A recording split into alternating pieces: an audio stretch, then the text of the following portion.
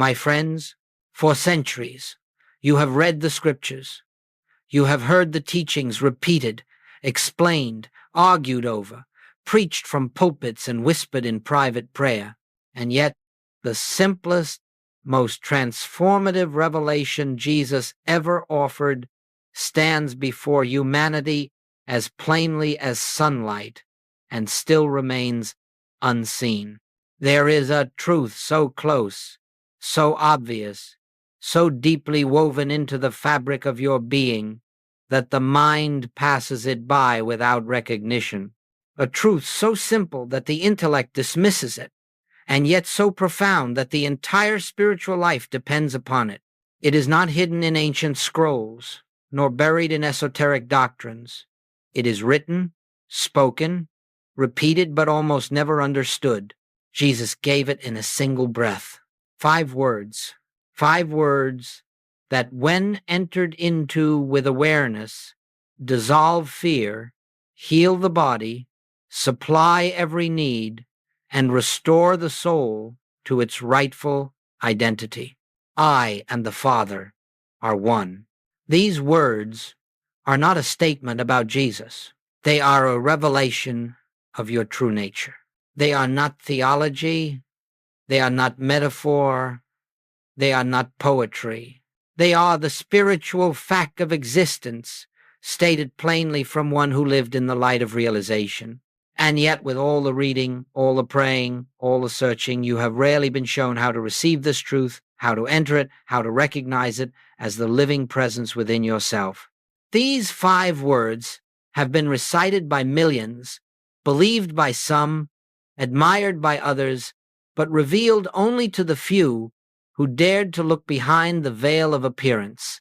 You see, the world has trained you to believe in separation, a God somewhere above, a self somewhere below, a life to be managed, a world to be feared, needs to be met through effort, fear, and striving. But Jesus, standing in the quiet authority of spiritual awareness, shattered that illusion with 5 simple words, not to exalt himself, but to awaken you. When I tell you that this sentence is a code, do not think of mysticism or secrecy. Think instead of a key placed in your hand, waiting only for recognition. A key that unlocks the inner kingdom Jesus spoke of. A kingdom not found in time, not found in space, but found in consciousness, your consciousness, when it becomes still enough to hear the whisper of its own divine origin. Joel Goldsmith discovered this truth not through belief, not through study, but through experience. And he spent his life showing earnest seekers that this code, I and the Father are one, is not to be repeated mechanically, not to be forced through willpower, but to be entered into gently, reverently, as though stepping across the threshold of the infinite. Tonight, before you sleep, I will invite you to hold these words in the quiet of your heart, not to get something, not to change something, but simply to recognize what already is. For when you recognize oneness, you do not transform the world. You dissolve the illusion that the world ever stood apart from the source.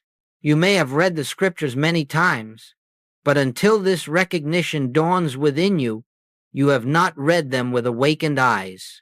You may have prayed countless prayers, but until the sense of separation is surrendered, prayer remains an effort of the mind rather than an activity of the spirit. This simple code, my friends, is the gateway to Christ consciousness, not a higher state to achieve, not a distant light to pursue, but the natural awareness of one who has realized that there is no I separate from God, no life separate from divine, life, no mind separate from divine mind.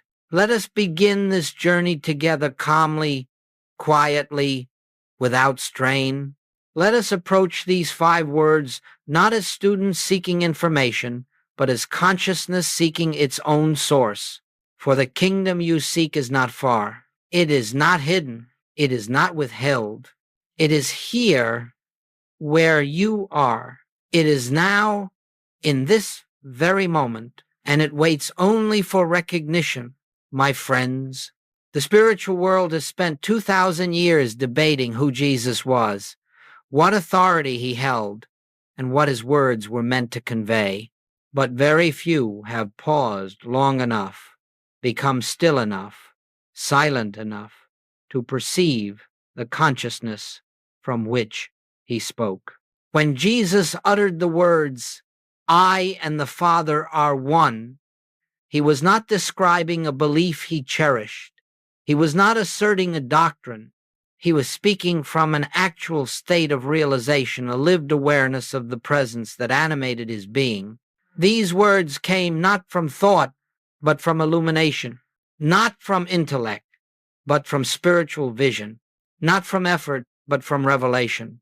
Jesus stood in the full light of truth, and from that light he spoke. And because he spoke from consciousness, his words carried the authority of consciousness.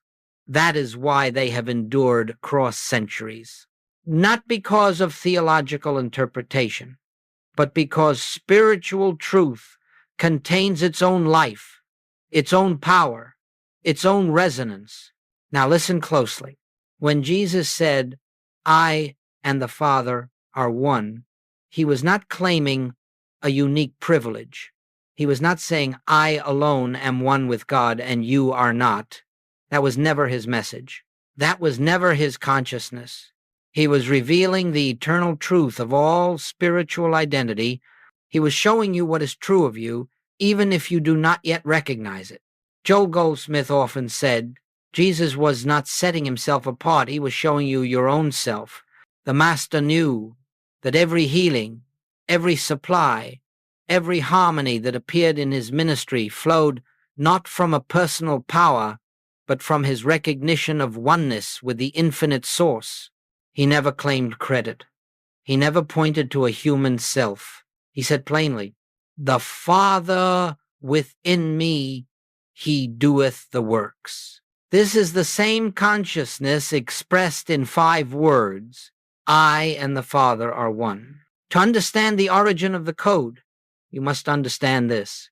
Jesus spoke these words from the mountaintop of spiritual realization. They were not a step on the path. They were the summit.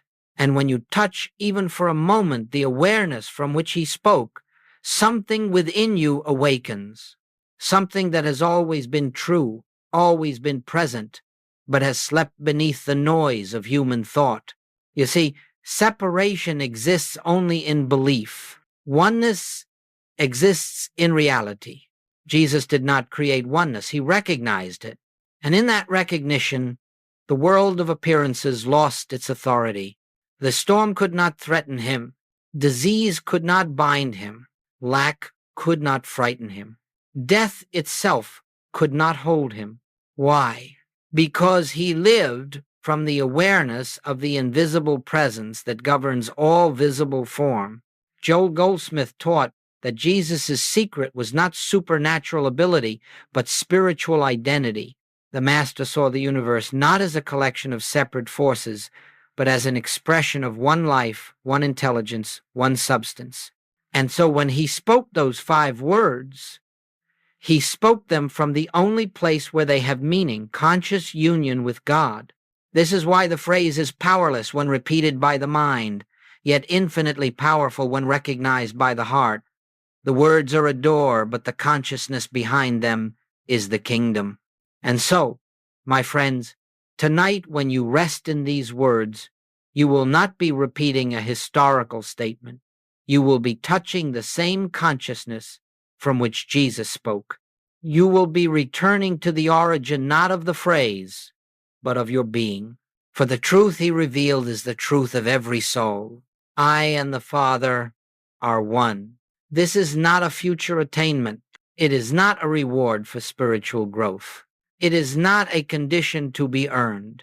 It is the eternal fact of your existence waiting for you to awaken to it. And this awakening begins with recognition. My friends, We have taken sacred words and turned them into habits. We have taken revelation and turned it into recitation. We have taken the living truth of spiritual identity and reduced it to phrases repeated without consciousness. But a truth repeated is not a truth realized. A truth memorized is not a truth awakened. A truth spoken from the mind is not the same as a truth known in the heart. And so Joel Goldsmith, standing within the same stream of spiritual insight that moved through the Master's consciousness, said something very few were able to understand. You cannot make truth true. Truth already is. You see, my friends, most people treat spiritual statements as affirmations, tools for convincing themselves, persuading themselves, or reshaping reality according to personal desire. But the infinite way does not work in that realm at all. When Jesus said, I and the Father are one, he was not affirming. He was recognizing affirmation belongs to the human mind. Recognition belongs to spiritual consciousness. Affirmation tries to make something happen. Recognition reveals what already is. Affirmation begins with separation and attempts to build a bridge. Recognition begins with oneness and rests in it.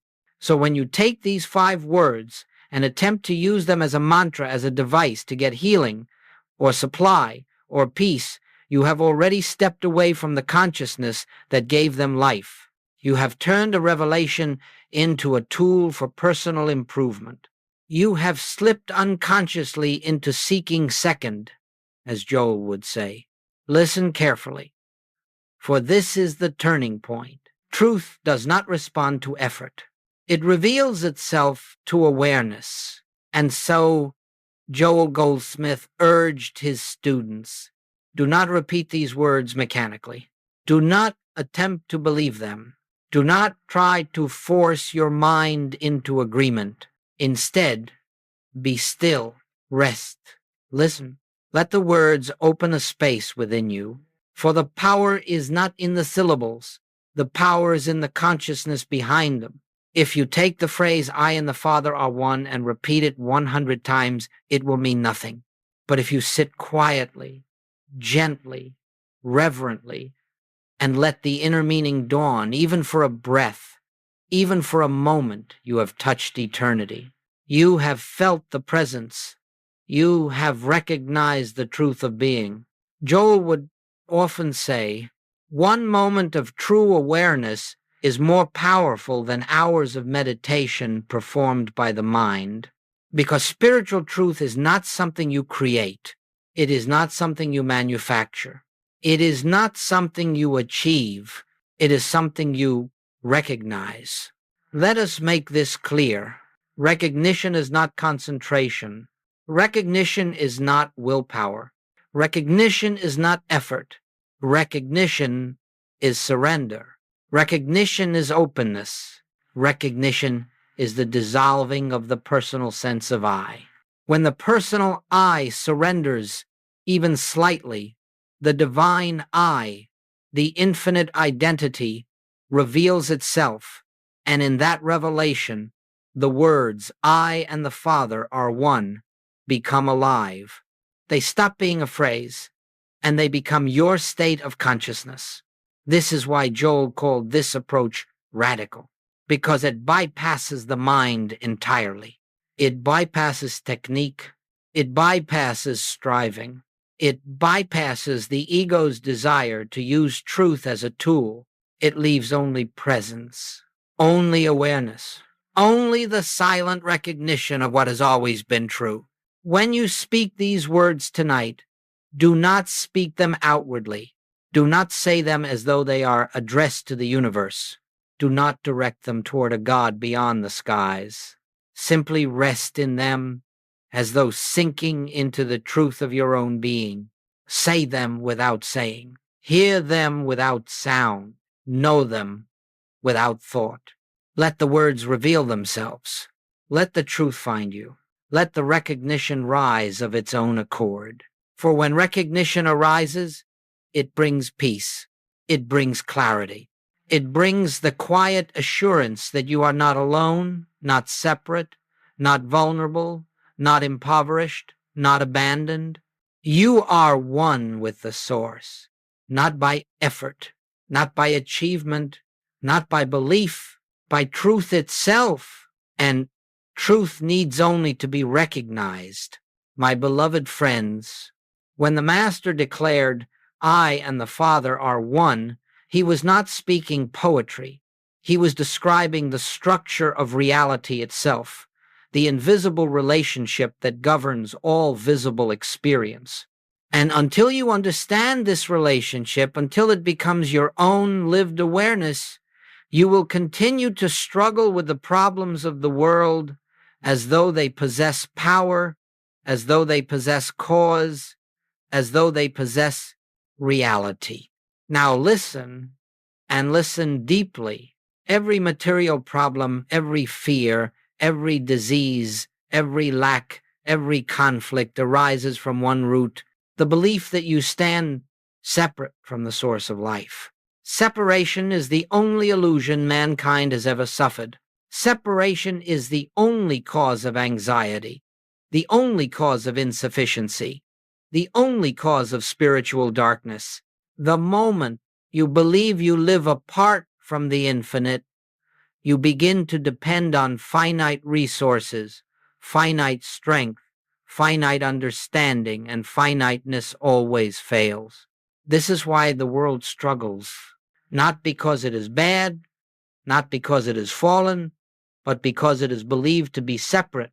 The human mind looks at a problem, whether it be debt or illness or fear, and immediately concludes something out there must change. It seeks to fix the outer world. It seeks to rearrange matter. It seeks to manipulate circumstances. And all the while, the root remains untouched. Joel Goldsmith taught a truth so profound, so revolutionary, so simple that many overlooked it. The outer world is never cause. Consciousness alone is cause. Do you see the significance? The moment you treat a material condition as power, you strengthen it. The moment you fight an appearance, you grant it reality. The moment you chase a solution outside, you affirm separation. But when the Master spoke those 5 words, "I and the Father are one," he pulled the entire axis of life inward.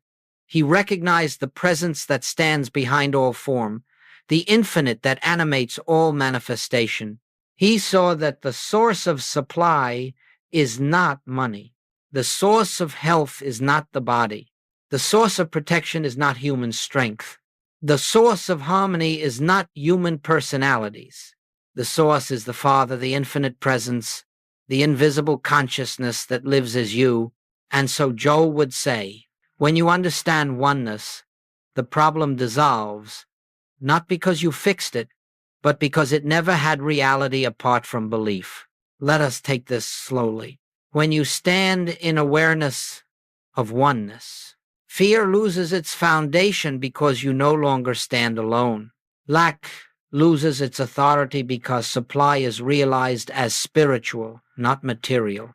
Illness loses its terror because life is recognized as divine, not biological. Conflict loses its heat because identity is seen as spiritual, not personal. Nothing external changes first. Consciousness changes. And because consciousness is cause, the world reflects that change. This, my friends, is the spiritual law Jesus lived by. He did not heal by manipulating matter. He did not create supply by controlling conditions. He did not calm storms by overpowering nature. He lived from the awareness, I and the Father are one. Therefore, nothing can oppose me. Nothing can threaten me. Nothing can separate me from the infinite.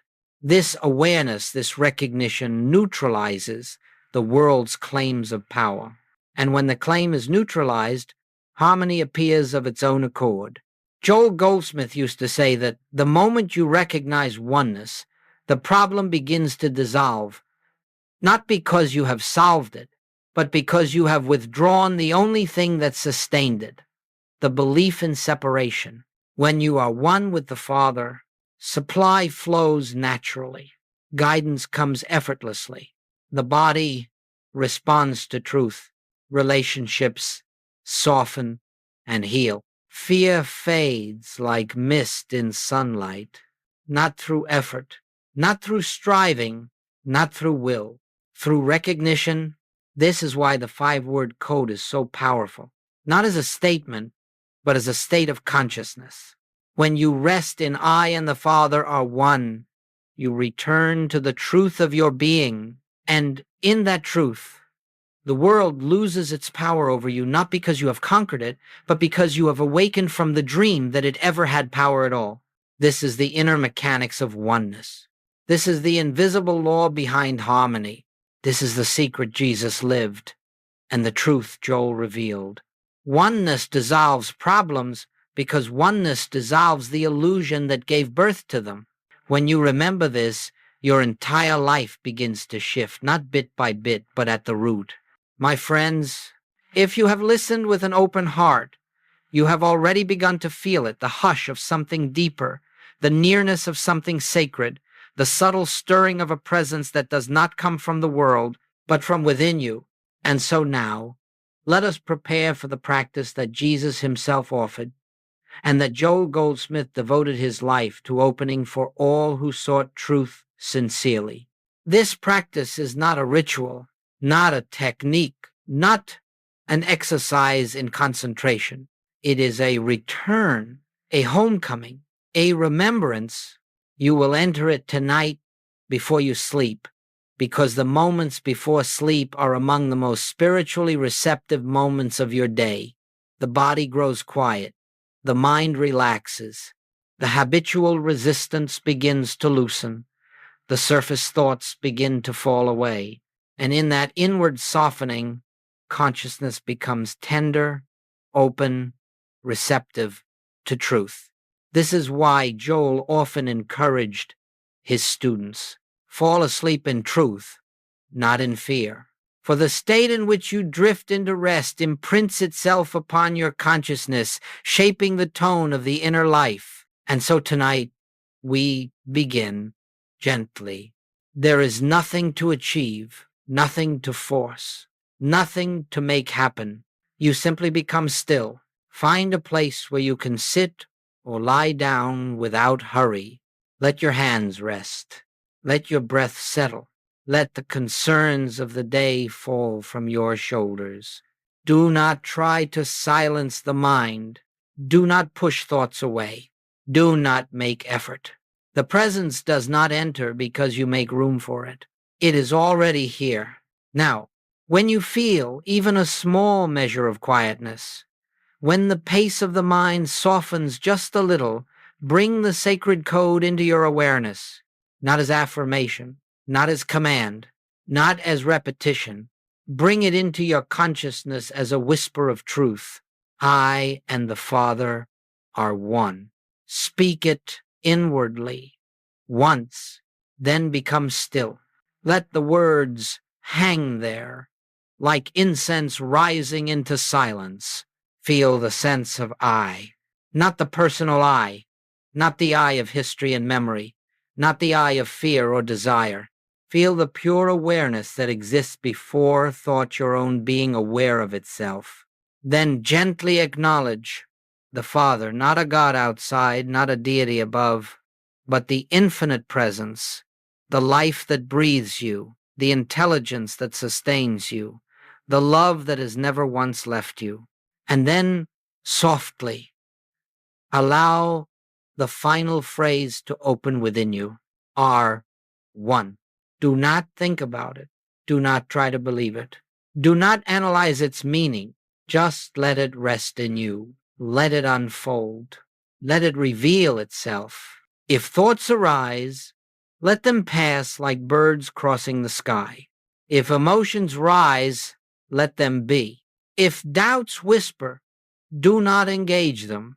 Simply return without struggle to the quiet awareness behind the words, I and the Father are one. Feel it, not as a concept, but as a presence. For a moment, a single moment, let yourself lean into the possibility that this is true. Let yourself feel even faintly the reality that these words describe what you already are. And then, my friends, do nothing more. Do not attempt to go deeper. Do not strain for mystical experience. Do not look for visions or sensations. Truth comes not through effort, but through surrender. Let the words carry you towards sleep. Let them dissolve the day's concerns. Let them wrap you in the assurance that you are not separate, not alone, not cut off from the infinite. Fall asleep tonight in the awareness, even if delicate, even if subtle, that the very presence that breathed life into Jesus breathes life into you. There is no distance to cross, no separation to heal, no barrier to overcome. You are one. You have always been one. You will forever be one. And when you rest in this, even for a breath, the kingdom begins to reveal itself. This is the practice. Simple, quiet, transformative, not because you made anything happen, but because you stopped interfering with what already is. Tonight, let the code work on you. Let it awaken what has long slept. Let it dissolve the walls the mind has built. Let it return you to the truth of your being. My friends, let us turn our attention now to the silent, sacred work that takes place within you when the truth behind those 5 words begins to dawn, not in the intellect, not in imagination, but in consciousness itself. For when you rest in the awareness, I and the Father are one, something begins to shift deep beneath the surface of the mind, something subtle, something quiet, yet infinitely powerful. You may not see anything outward at first, and that is perfectly right, for spiritual transformation begins at the root, not at the branches. It begins where no eye can see, where no hand can touch, where no human effort can interfere. This inner movement is the activity of the Spirit. Now listen gently. The first thing that happens when recognition dawns is that the personal sense of I begins to soften. The heavy, burdened I that tries, fights, strives, fears, worries, and seeks begins to dissolve like mist in the morning sun. You will feel, perhaps for the first time, that you are not carrying life alone. You are not depending on your own strength. You are not responsible for orchestrating the universe. Something deeper is holding you.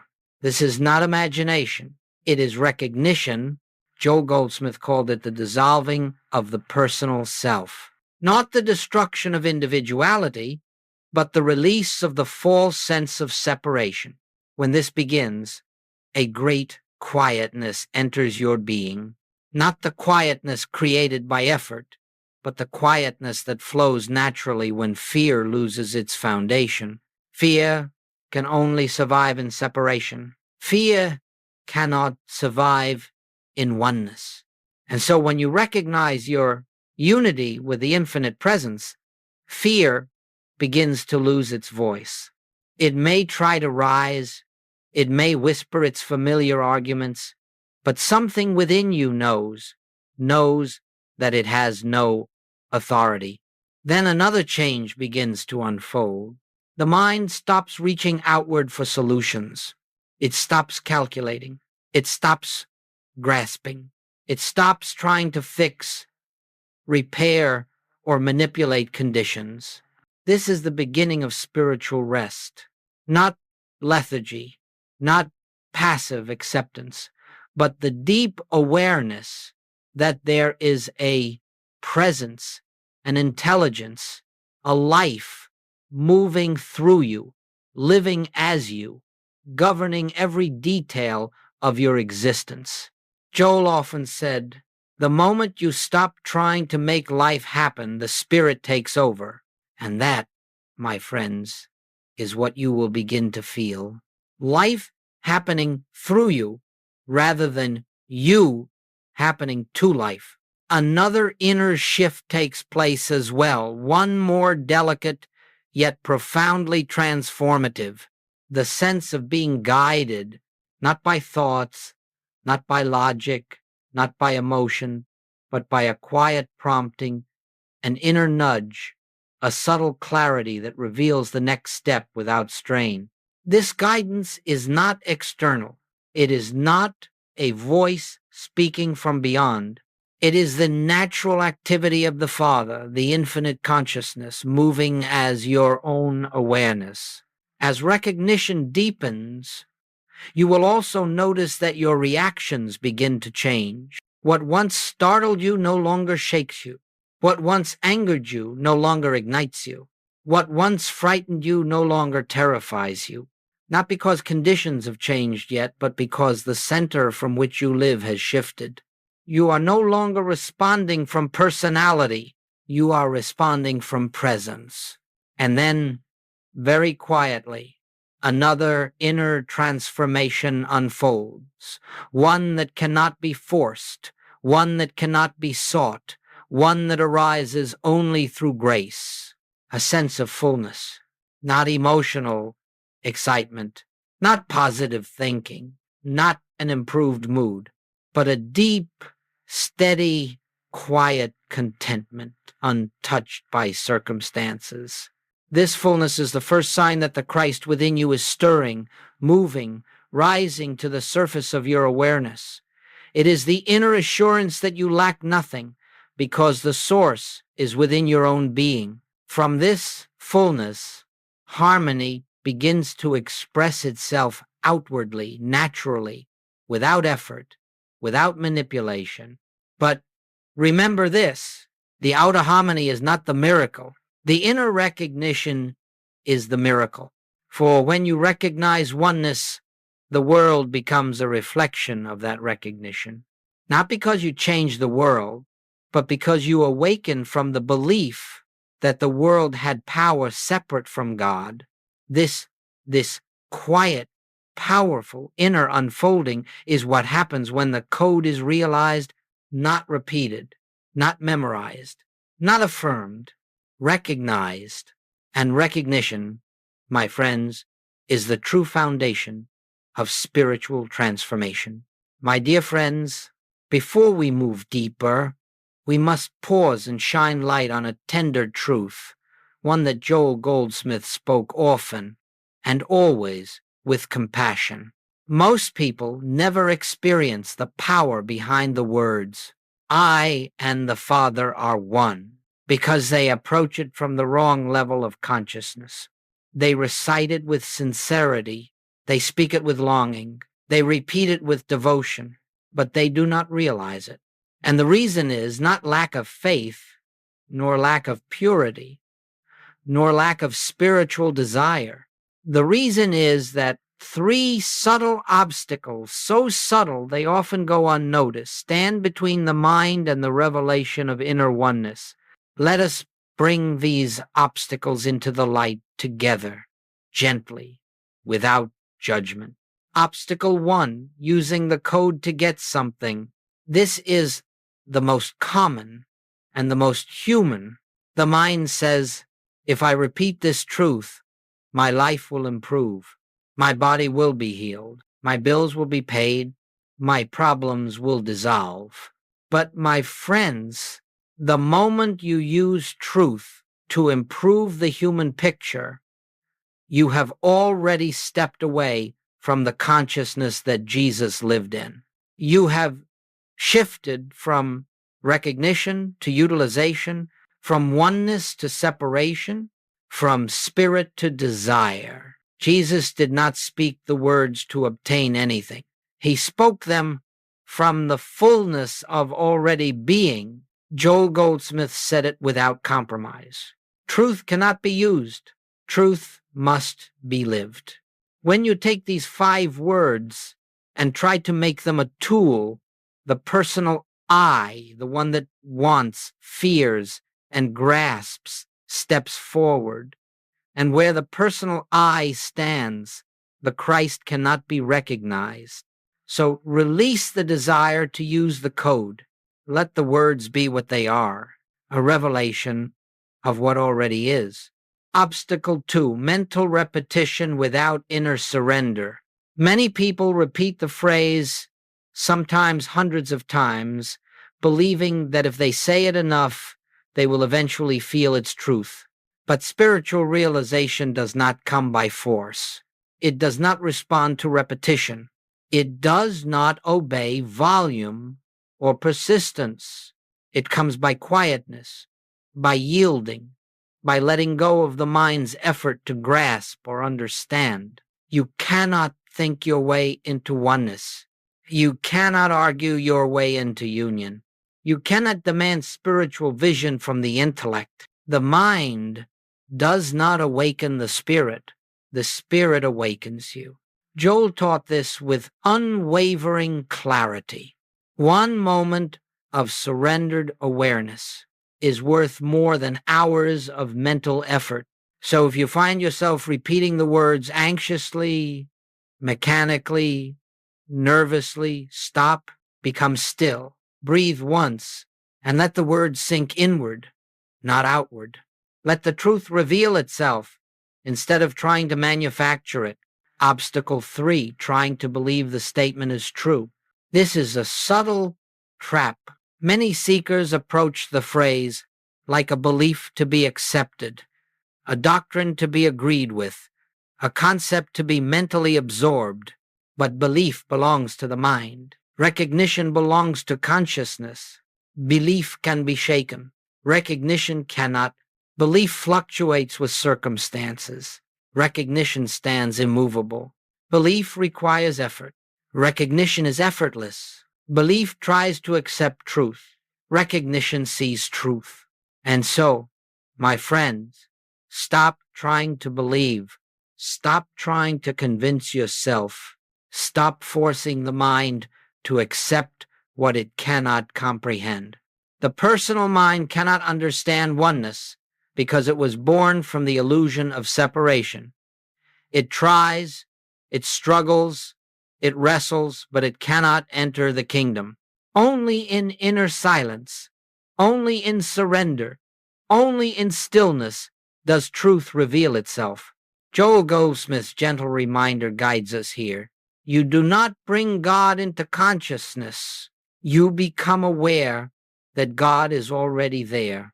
The moment you stop trying to believe, the moment you stop trying to force truth inward, the moment you stop thinking about the words, a quiet recognition begins to arise, not from the mind, from the depth of your being, releasing the obstacles. And now, my friends, let me tell you the mercy of it all. These obstacles require no battle, no discipline, no effort. Simply becoming aware of them begins to dissolve them. Awareness itself is the dissolving agent. The moment you see that you were using truth, you stop. The moment you notice the mind repeating mechanically, it grows quiet. The moment you realize you are trying to believe, the trying falls away. And in that falling away, in that gentle surrender, the light has room to enter. Then, and only then, can the 5-word code begin to reveal its hidden power, not as a tool, not as a belief, not as an affirmation, but as your very identity. My friends, up to this point, we have spoken of the sacred code as something you rest in during meditation, reflection, or the quiet moments before sleep. But now we come to the heart of the infinite way, the living of truth, the embodiment of awareness, the practice of presence in the moments that seem least spiritual. For spiritual realization is not meant to be confined to a cushion nor locked within a sacred hour of silence. It must enter the marketplace, the workplace, the home, the conversation, the conflict. It must become your atmosphere, your foundation, your state of being. If the truth I and the Father are one is only known in stillness, but forgotten in movement, then it is not yet realized. Joel Goldsmith said often, truth must be practiced, not occasionally, but as the way you walk through the world. Let us see, then, how this recognition becomes the living influence that shapes your day, not through effort, but through remembrance. When you wake in the morning, before your mind rushes into planning, before the concerns of yesterday return, before you reach for your phone or your tasks, pause for one breath, a single breath of awareness, and let this truth arise. I and the Father are one. Feel it not as words, but as inner alignment. Then rise and move into your day, not as a person seeking God, but as consciousness expressing God. This alone changes the texture of your entire morning. When problems appear, they will appear. The world of appearances does not cease simply because you have tasted reality. But now your response is different. When a problem presents itself, money, health, relationship, fear, do not rush to fix it, explain it, analyze it, or fear it. Learn to pause, just a breath, just a moment, and in that pause, let the sacred recognition rise. I and the Father are one, not to change the problem, not to manipulate conditions, but to remember who stands here. When you do this sincerely, something extraordinary happens. The personal self does not step forward. The divine presence does. The problem loses its authority because you are no longer meeting it as a limited being. You are meeting it from the consciousness that knows no limitation. Joel used to say, let God go before you. Do not go before God. This is how you let God go before you, by pausing, remembering, recognizing. When you feel fear or uncertainty, fear arises only when you believe you stand alone. When fear comes, it is not a sign of failure. It is an invitation to remembrance. Do not fight fear. Do not argue with it. Do not condemn yourself for feeling it. Simply turn inward and rest, even for 1 second, in the truth. I and the Father are one. In that instant, the foundation shifts. Fear loses its ground because its ground was separation. Oneness dissolves the soil in which fear grows. Even if the emotion lingers, your identity is changed, and that change is everything. When people trigger you, this is where the practice becomes most transformative. When someone criticizes you, disappoints you, misunderstands you, or behaves in ways that stir your emotions, pause. Before reacting, remember, I and the Father are one. And then take one step further, and this one too is one with the Father. This remembrance dissolves the personality barrier. You are no longer meeting their behavior. You are meeting their true identity. And even if they cannot recognize their own nature, your recognition creates the atmosphere in which harmony can unfold. Joel taught, see through the mask of personality to the presence behind the form. This is how spiritual relationships are born. When you are making decisions, decisions made from personal will often carry strain, but decisions made from oneness carry grace. When faced with a choice, big or small, pause, become quiet, and enter the awareness. I and the Father are one. The Father within me is the source of all wisdom. I need not decide alone. Do not rush. Let clarity arise. Sometimes it will come as a gentle nudge, sometimes as a simple knowing, sometimes as peace around one option and discomfort around another, but always it will come without strain. When you feel alone or separate, this is the most important remembrance. There will be days when the old sense of separation rises again, when the world appears heavy, when emotions cloud your sight. In those moments, do nothing but this. Become still. Close your eyes, if you can, and let the truth emerge from the depth of your being. I and the Father are one. Say it inwardly. Feel it gently. Rest in it. Even if you feel nothing, the recognition is working. Even if the mind resists, the truth is present. Even if the heart feels dry, oneness remains unchanged. Joel said, "The presence is always present. Your awareness of it comes and goes, but the presence does not. Your only task is to return again and again, softly, humbly, lovingly. The day becomes the practice. And then something beautiful begins to happen. You no longer think of spiritual practice as an activity you perform. It becomes the atmosphere in which you live. The pauses become natural. The remembrance becomes automatic. The presence becomes steady. You discover that the Christ consciousness you once sought is the consciousness you are now living from.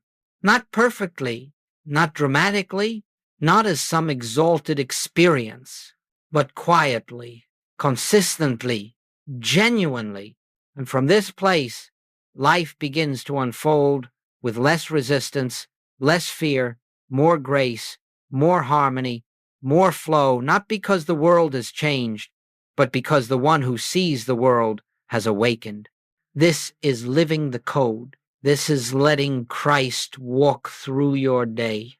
This is the infinite way. My beloved friends, we have walked together through a sacred remembrance, not a new teaching, not a modern idea, not a mystical novelty, but the timeless reality Jesus lived, and Joel devoted his life to revealing. And now we come to the close of this message, though not to the close of the journey. For spiritual truth does not end when the words end. It begins when the words fall into silence within you. What matters now is not what you have heard, but what you will remember. Not what you understand intellectually, but what you are willing to rest in. Not what you hope to achieve, but what you are ready to receive.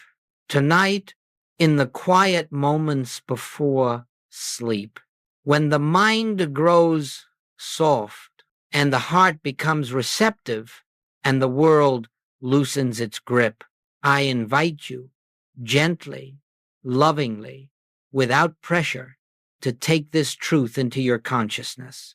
I and the Father are one. Do not repeat it as affirmation. Do not recite it as protection. Do not force it as belief. Let it arise in you like a whisper from your own soul. Let it settle like a feather landing on still water. Let it open like a flower blooming in darkness without making a sound. You do not have to feel anything. You do not have to enter a mystical state. You do not have to silence the mind or calm the emotions. Simply notice the awareness behind the words. Notice the gentle presence that has been listening to this message the entire time. Notice the stillness beneath all thought. That stillness is the Father. That awareness is the Christ. That union is your own being. Tonight, as you close your eyes, before sleep takes you, before dreams begin, rest in the simple, effortless truth.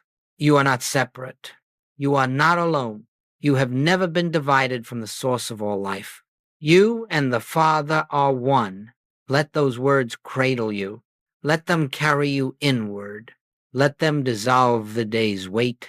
Let them reveal the presence that has always been waiting for your recognition.